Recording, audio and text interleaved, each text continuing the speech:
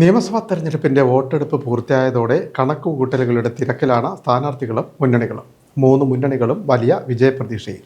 May 4-നാണ് വോട്ടെണ്ണൽ. സംസ്ഥാനത്ത് നിയമസഭാ തെരഞ്ഞെടുപ്പിന്റെ വോട്ടെടുപ്പ് കഴിഞ്ഞതോടെ കണക്കുകൂട്ടലുകളുടെ തിരക്കിലാണ് സ്ഥാനാർത്ഥികളും മുന്നണികളും. 3 ആഴ്ചയിലേറെ നീണ്ടുനിന്ന പ്രചാരണ കോലാഹലങ്ങൾ അവസാനിച്ചു. വോട്ടെടുപ്പും പൂർത്തിയായി. ഇനി മെയ് 4 വരെ കാത്തിരിപ്പിന്റെ ദിവസങ്ങൾ. ജനവിധി കനത്ത പോലീസ് കാവലിൽ സൂക്ഷിച്ചിരിക്കുന്നു. പരമാവധി വോട്ടർമാരെ പോളിംഗ് ബൂത്തുകളിൽ എത്തിക്കാനുള്ള പരിശ്രമമാണ് മൂന്ന് മുന്നണികളും നടത്തിയത്. പോളിംഗ് ശതമാനം വർദ്ധിച്ചത് മുന്നണികളിൽ ആശങ്കയും ഒപ്പം പ്രതീക്ഷയും സൃഷ്ടിച്ചിട്ടുണ്ട്.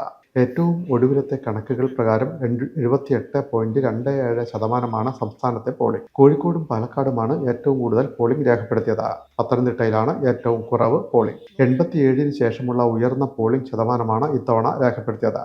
ഭരണ തുടർച്ച ഉറപ്പാണെന്ന നിഗമനത്തിലാണ് ഇടതുമുന്നണി നേതൃത്വം. എന്നാൽ 80-ലധികം സീറ്റ് ഉറപ്പാണെന്നാണ് UDF ക്യാമ്പ് വ്യക്തമാക്കുന്നത്. ഭരണവിരുദ്ധ തരംഗമാണ് വോട്ടെടുപ്പിൽ പ്രതിഫലിച്ചതെങ്കിൽ 100-ലധികം സീറ്റുകൾ നേടുമെന്നും UDF വിലയിരുത്തുന്നു. തെക്കൻ കേരളത്തിലെ മണ്ഡലങ്ങളിൽ വലിയ മുന്നേറ്റം ഉണ്ടാകുമെന്ന പ്രതീക്ഷയിലാണ് UDF ക്യാമ്പുകൾ. എന്നാൽ കഴിഞ്ഞ തവണത്തെ നേട്ടം ഇത്തവണയും ആവർത്തിക്കുമെന്ന് LDF ഉറപ്പിച്ച് വിശ്വസിക്കുന്നു. ചുരുങ്ങിയത് 3 സീറ്റിലെങ്കിലും ജയിക്കാനാകുമെന്നാണ് NDAയുടെ പ്രതീക്ഷ. കടുത്ത മത്സരം നടന്ന മലബാറിലെ പല മണ്ഡലങ്ങളിലും ഇക്കുറി കനത്ത പോളിംഗ് ആണ് രേഖപ്പെടുത്തിയത്. വടക്കുള്ള പല ജില്ലകളിലെയും പോളിംഗ് സംസ്ഥാന ശരാശരിക്കും മുകളിലാണ്.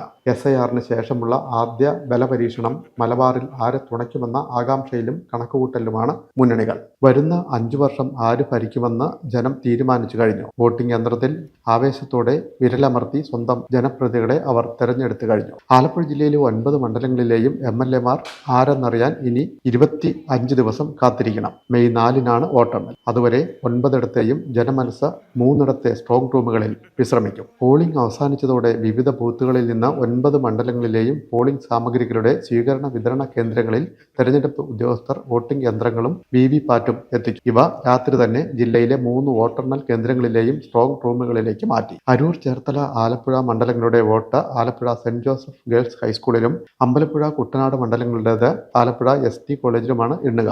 ഹരിപ്പാട്, കായംകുളം, മാവേലിക്കര, ചെങ്ങന്നൂർ മണ്ഡലങ്ങളുടേത് മാവേലിക്കര ബിഷപ്പൂർ കോളേജിലും എണ്ണും. ഇവയോട് ചേർന്നുള്ള സ്ട്രോങ് റൂമുകളിലാണ് കനത്ത സുരക്ഷയിൽ വോട്ടിംഗ് യന്ത്രങ്ങൾ സൂക്ഷിച്ചിട്ടുള്ളത്.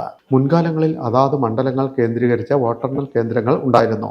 എന്നാൽ ഇത്തവണ വോട്ടെണ്ണലിന് കേന്ദ്രീകൃത സംവിധാനമാണ്.